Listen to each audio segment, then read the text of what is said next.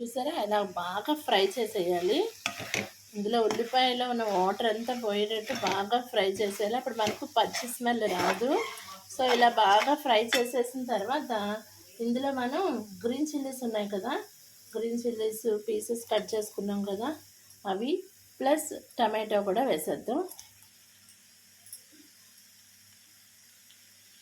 ఈ టమాటా ముందర వేయమాకండి, ముందర వేస్తే ఆనియన్ బాగా ఫ్రై అవ్వదు.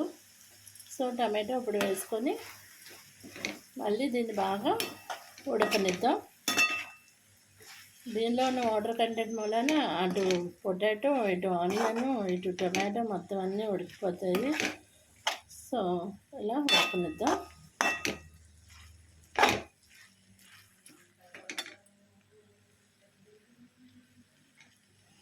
ఉడకనిచ్చిన తర్వాత ఇది బాగా ఉడికిన తర్వాత అప్పుడు మనం ఏం చేద్దామంటే మిగిలిన ఆల్రెడీ మనం వేడి నీళ్ళలో 1 నిమిషం ఉడకబెట్టుకుని ఉంచుకున్నాం కదా, అవి తెచ్చి ఇందులో వేసేద్దాం.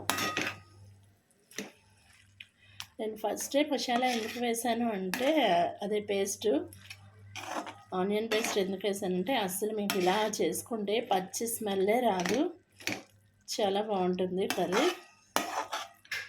సో మనం టమాటా కూడా బాగా మగ్గిపోయిన తర్వాత మనం వేడి నీళ్ళల్లో ఉడకబెట్టుకున్న